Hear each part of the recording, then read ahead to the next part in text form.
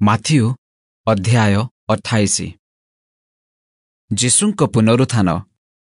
ବିଶ୍ରାମବାର ଶେଷ ହେଲା ପରେ ସପ୍ତାହର ପ୍ରଥମ ଦିନର ପ୍ରତ୍ୟୁଷରେ ମଗ୍ଦଲିନୀ ମରିୟମ ଓ ଅନ୍ୟ ମରିୟମ ସମାଧି ଦେଖିବାକୁ ଆସିଲେ। ଆଉ ଦେଖ, ମହାଭୂମିକମ୍ପ ହେଲା, କାରଣ ପ୍ରଭୁଙ୍କର ଜଣେ ଦୂତ ସ୍ୱର୍ଗରୁ ଓହ୍ଲାଇ ଆସି ସେହି ପଥର ଖଣ୍ଡିକ ଗଡ଼ାଇ ଦେଇ ତାହା ଉପରେ ବସିଲେ। ତାହାଙ୍କ ରୂପ ବିଜୁଳି ପରି ଓ ତାହାଙ୍କର ବସ୍ତ୍ର ହିମ ପରି ଧଳା ରଙ୍ଗ ଥିଲା।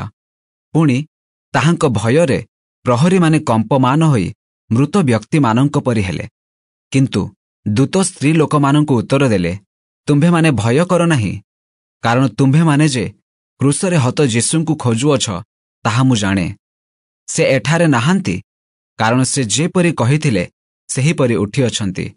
ଆସ, ସେ ଯେଉଁଠାରେ ଶୋଇଥିଲେ ସେହି ସ୍ଥାନ ଦେଖ। ଆଉ ତୁମ୍ଭେମାନେ ଶୀଘ୍ର ଯାଇ ତାହାଙ୍କ ଶିଷ୍ୟମାନଙ୍କୁ କୁହ, ସେ ମୃତମାନଙ୍କ ମଧ୍ୟରୁ ଉଠିଅଛନ୍ତି।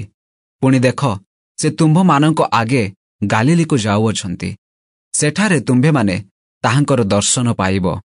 ଦେଖ, ମୁଁ ତୁମ୍ଭମାନଙ୍କୁ କହିଲି।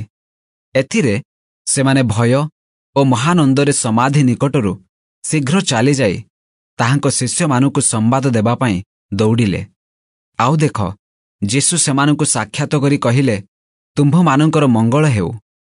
ତହୁଁ ସେମାନେ ନିକଟକୁ ଆସି ତାହାଙ୍କ ପାଦ ଧରି ତାହାଙ୍କୁ ପ୍ରଣାମ କଲେ। ସେଥିରେ ଯୀଶୁ ସେମାନଙ୍କୁ କହିଲେ, ଭୟ କର ନାହିଁ। ତୁମ୍ଭେମାନେ ଯାଇ ମୋହର ଭାଇମାନଙ୍କୁ ଜଣାଅ, ସେମାନେ ଗାଲିଲିକୁ ଯାଆନ୍ତୁ। ସେଠାରେ ସେମାନେ ମୋହର ଦର୍ଶନ ପାଇବେ। ପ୍ରହରୀମାନଙ୍କର ବିବୃତ୍ତି। ସେମାନେ ଯାଉଥିବା ସମୟରେ ଦେଖ, ପ୍ରହରୀ ଦଳ ମଧ୍ୟରେ କେତେକ ଜଣ ନଗରକୁ ଯାଇ ସେହି ସମସ୍ତ ଘଟଣାର ବିବରଣ ପ୍ରଧାନ ଯାଜକମାନଙ୍କୁ ଜଣାଇଲେ।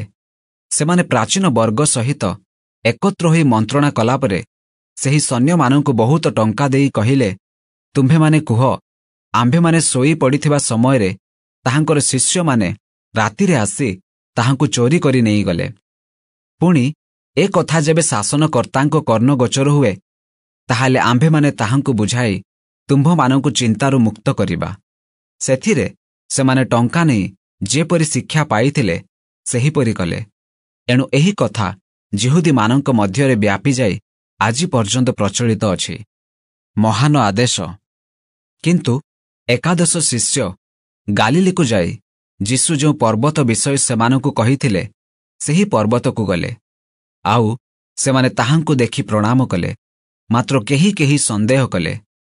ପୁଣି ଯୀଶୁ ସେମାନଙ୍କ ନିକଟକୁ ଆସି ଆଳାପ କରି କହିଲେ, ସ୍ୱର୍ଗ ଓ ପୃଥିବୀର ସମସ୍ତ ଅଧିକାର ମୋତେ ଦିଆଯାଇଅଛି। ଅତଏବ ତୁମ୍ଭେମାନେ ଯାଇ ସମସ୍ତ ଜାତିର ଲୋକଙ୍କୁ ପିତା, ପୁତ୍ର ଓ ପବିତ୍ର ଆତ୍ମାଙ୍କ ନାମରେ ବାପ୍ତିସ୍ମ ଦେଇ ମୁଁ ତୁମ୍ଭମାନଙ୍କୁ ଯେଉଁ ଯେଉଁ ଆଜ୍ଞା ଦେଇଅଛି ସେହି ସବୁ ପାଳନ କରିବାକୁ ଶିକ୍ଷା ଦେଇ ସେମାନଙ୍କୁ ଶିଷ୍ୟ କର। ଆଉ ଦେଖ, ଯୁଗାନ୍ତ ପର୍ଯ୍ୟନ୍ତ ସଦାସର୍ବଦା ମୁଁ ତୁମ୍ଭମାନଙ୍କ ସଙ୍ଗେ ସଙ୍ଗେ ଅଛି।